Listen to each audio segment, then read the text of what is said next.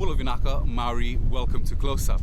Today we join you from Tarawa in Kiribati, where we witnessed the largest annual humanitarian disaster relief response in the Indo-Asia region, the Pacific Partnership 2013. Supported by soldiers, marines and airmen from a host of partner nations, as well as religious and non-governmental organizations, Kiribati is the 5th out of 6 Pacific Island countries to benefit from this unique partnership this year. This evening we show you the need and how exactly the Pacific Partnership 2013 is helping Kiribati as well as other Pacific Island nations respond effectively to disasters. The nation of Kiribati straddles the equator. A collection of low-lying coral islands, Kiribati is spread over 1.3 million square miles of ocean. It is the only country in the world that occupies all 4 hemispheres of the globe. It is in the middle of nowhere and at the center of everything, including the climate change crisis. Land is already a precious commodity, and even that is slowly being eaten away by the sea. Kiribati is a country under siege, with the population exploding in recent years to 100,000. And it's for this very reason that the atoll island nation needs to be prepared to respond effectively to disasters. The need for disaster preparedness, however, is urgent not only for Kiribati, but for the region as well. This is something more developed nations know all too well. This year's Pacific Partnership, supported by soldiers, Marines, airmen from the United States, Australia, New Zealand, Canada, Colombia, Malaysia, France, Japan, and South Korea, as well as members from organizations, the Church of Jesus Christ of Latter-day Saints, World Vets, Project Hope, University of Hawaii, University of California, San Diego Pre-Dental Society, Project Hand Clasp, and the National Oceanographic and Atmospheric Administration. Pacific Partnership is the largest annual disaster preparedness exercise in the Indo-Asia Pacific region, and is performed and conducted on behalf of Admiral Haney, Commander of Pacific Fleet. This is truly a collaborative effort that involves a combination of military and civilian professionals from a host of partner nations and non-governmental organizations that I just mentioned. The relationships built and sustained through multi-agency, multinational, and multi-skilled teams enhance our ability to respond and work collectively to provide humanitarian assistance during times of disaster or emergency. We like to say we prepare in calm so that we can execute in crisis. Kiribati Permanent Secretary for Foreign Affairs, Tessie Lambourne, says it's assistance like these from bigger nations that help in the personal development of its people and ultimately contribute to growth nationally. We are very grateful, and that the works, civil works that will be done here, even if in the grand scheme of things they're not that big for our people, it's the impact on the lives of our people that will be hundreds of thousands times bigger than what you bring. Because every small assistance and support we get helps us take more than a step, but to leap into the future. So the assistance that you'll be providing in maintaining, upgrading the health centers, schools, and also the training that you will provide, it will go a long way. And we are very, very grateful for that. The approach, however, for nations such as Kiribati and other low-lying atoll nations will have to be different from the rest of the region. This is something the New Zealand resident High Commissioner stressed. When I was based in Wellington, I was trying to advocate on behalf of Kiribati. And basically what I was saying is that, Kiribati is a unique environment. It's a Micronesian country. It's a low-lying atoll. And the sort of emergency response that's required in Kiribati will be totally different from what you might expect in other Pacific Island countries. Countries that have hills, countries that have rivers, fresh water, that are a lot larger than here. sort of disaster that we think is more likely here would tend to be something along the line of a wave surge. We don't think a tsunami would hit here, but a wave surge maybe. And that would bring with it all different types of scenarios in terms of fresh water, etc. We understand that in coming here, PP13 it basically is bringing everything with them, and that's highly important in the disaster response.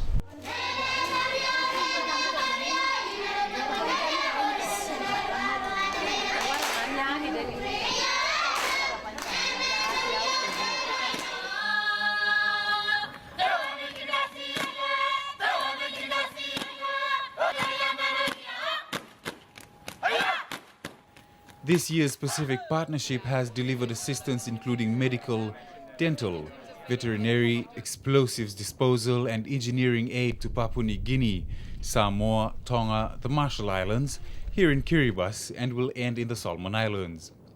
The idea is to forge new and enduring friendships while preparing the region to respond collectively when disaster strikes.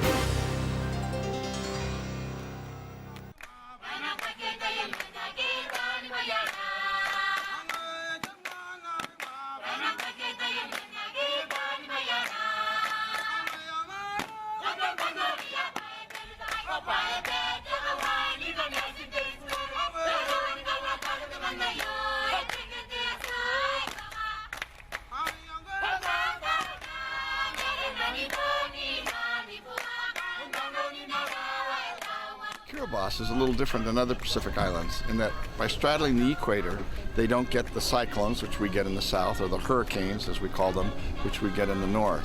But there is no doubt that seawater is intruding into the freshwater lens from which people draw their drinking water, and that this will be a huge problem. Yesterday, Secretary Lambourne spoke about migration with dignity. I mean, people seem resolved to that at some point to do what they can. Something like Pacific Partnership certainly cannot change climate change, but they can help people better prepare for it. The rising sea level is posing an imminent threat to Kiribati and is perhaps the biggest challenge the island nation has to contend with. And to assist the Kiribati people deal effectively with this and other disasters that may come their way, the Pacific Partnership not only provides direct care to the people here, but is expanding into other areas like capacity building. We have, second, a year that's focused on providing capacity more than direct care. We are looking to provide capacity with subject matter expert exchanges, but providing direct care when we can. It's a change, it's a phase shift, but an important one. Because if the goodness of this mission is to continue in years to come, we need to move to that point. And I think our nations are on board. Our nations are looking forward to being self-sustaining. You may not notice a difference, but it is a change of philosophy that we think will maintain this mission for many years to come.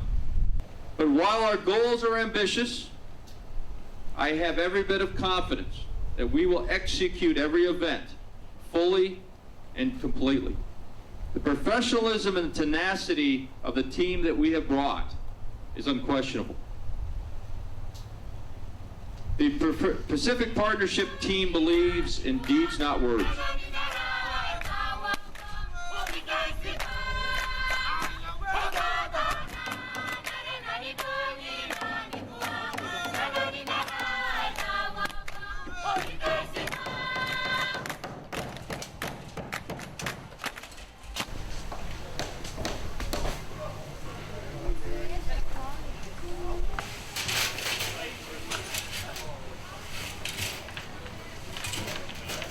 2013. Our people have been waiting in anticipation and in a lot of excitement to welcome you, and especially to learn from your expertise. Our colleagues from the different areas of health, education, or infrastructure, and also our young people, our non-government organizations, alongside whom you will also be working, and our people. They look forward to learning from what you bring to Kiribati. But most of all, it is the partnership, it is the friendship that we value most dearly. And what you bring as part of this partnership will go a long way in helping our people prepare us for disasters that we face here. And even though the primary objective of Pacific Partnership is to prepare for sudden natural disasters, for us it is also the slow onset natural disasters that we also need to prepare our people for. And for that, we are grateful that Pacific Partnership 2013 is here in Kiribati. The local people picked up many skills from the visiting professionals and from partner nations. It even went as far as the care of animals. Yesterday we were out at a government agricultural station in which they also do such things as learn how to take care of livestock.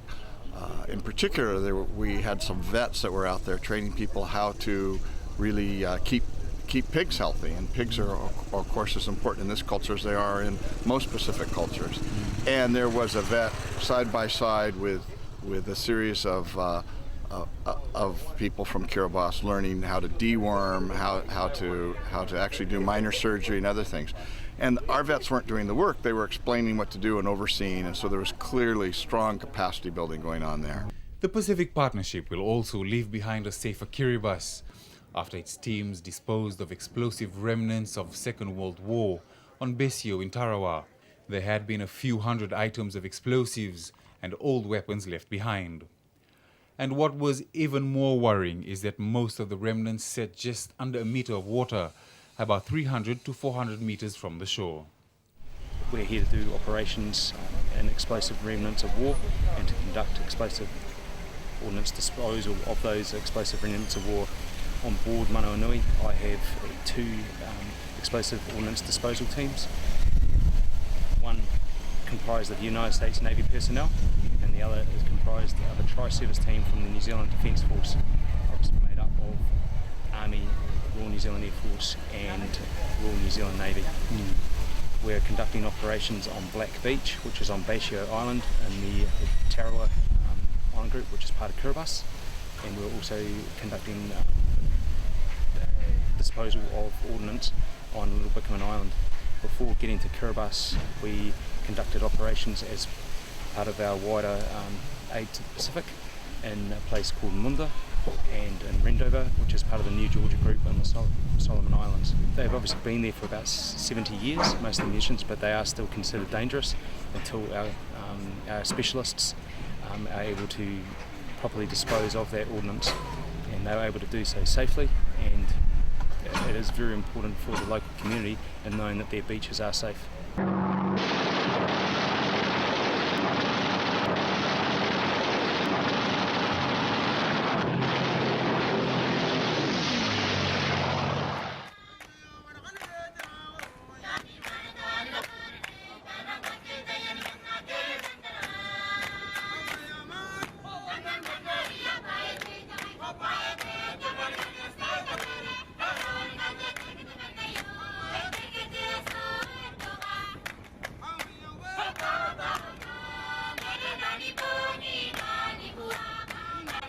And one of the more interesting things for me was to see shells, bombs and shells that have been collected from World War II, from the invasion in November of 1943, collected and then brought to a central point where they were blown up yesterday afternoon. They had more than 450 shells that had been recovered, all of which remain a great danger to the people of Kiribati, and now is gone.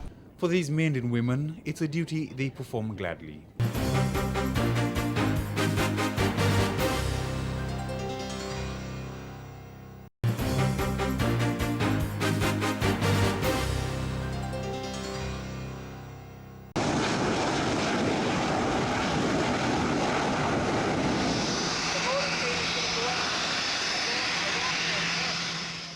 The U.S. Pacific Command, operating through the U.S. Pacific Fleet, had launched the Pacific Partnership Initiative in 2006.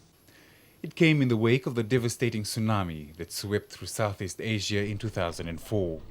And the command of the Pacific Fleet, Admiral Cecil Haney, visited Kiribati, checking on the progress of the work carried out by the men and women of partner nations.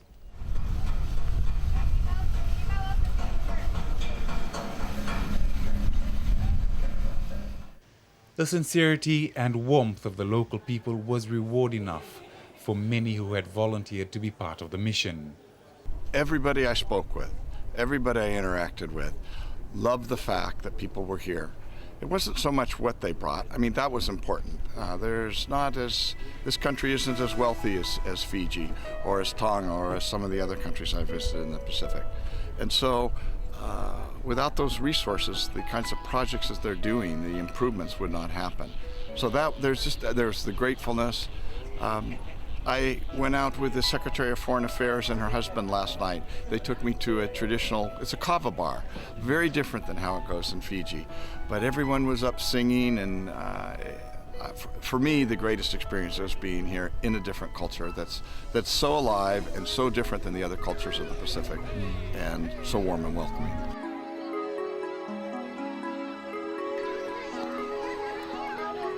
The smiles of our people, this is what we have to offer to the partnership. It's our hearts and everything that we have. We've tried to prepare the best that we've got for you. It may not be what you're used to from where you come from, but it is the best. In Kiribati, it is our best, and we would like to give you all the best and also the support that you need while you're here. And my team and my colleagues from other ministries and alongside whom you'll also be working, stand ready to provide that support. And we hope that this partnership, because it is a partnership, it's a two-way.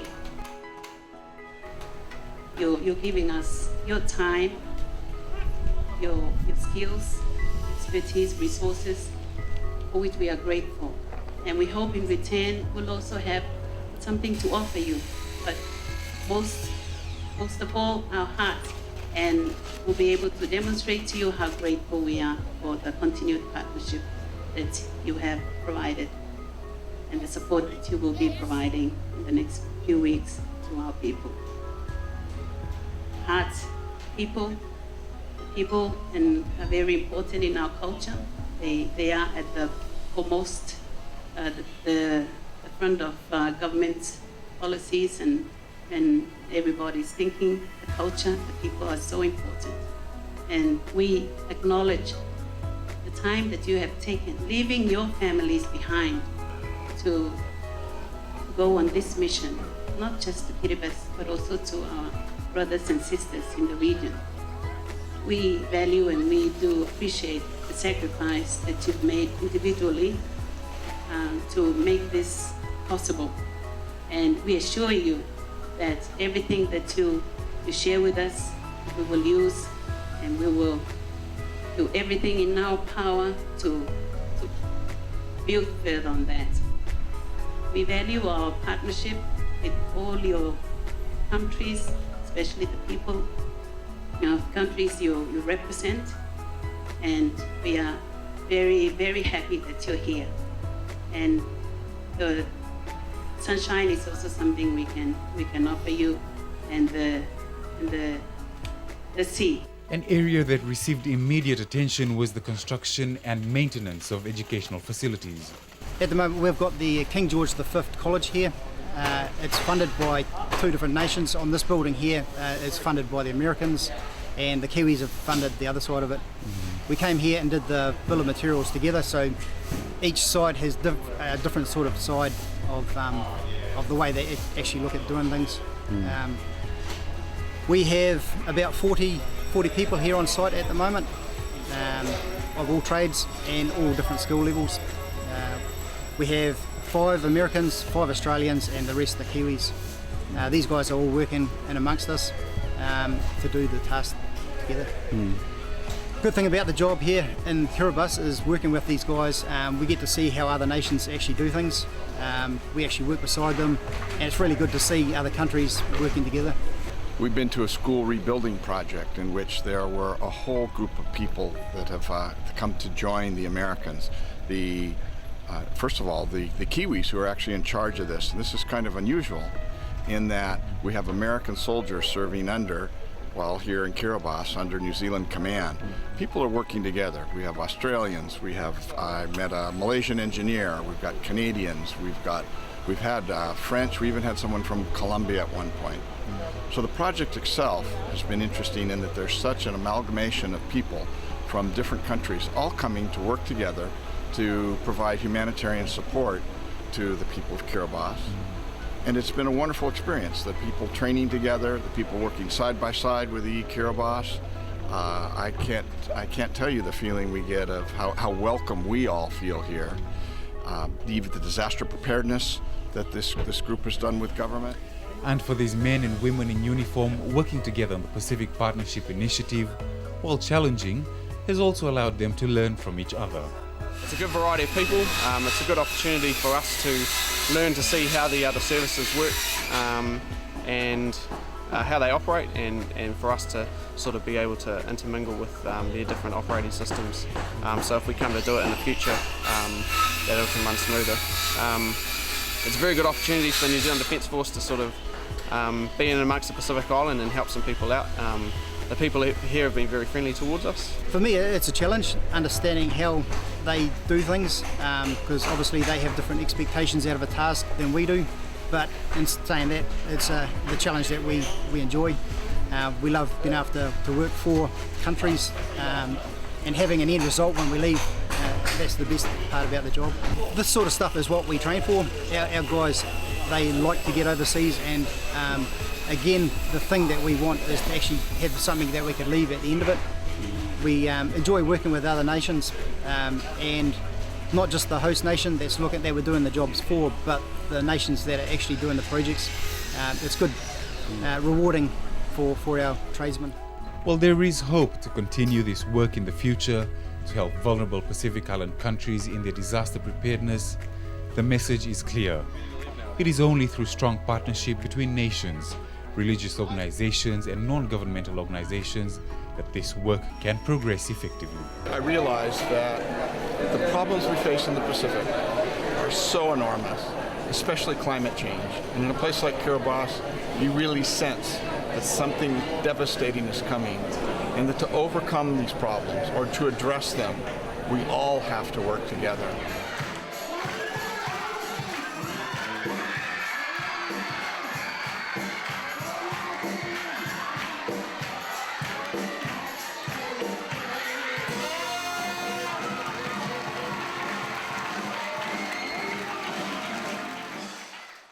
And that brings us to the end of the show. For questions or comments, send us an email, closeup@fijitv.com.fj.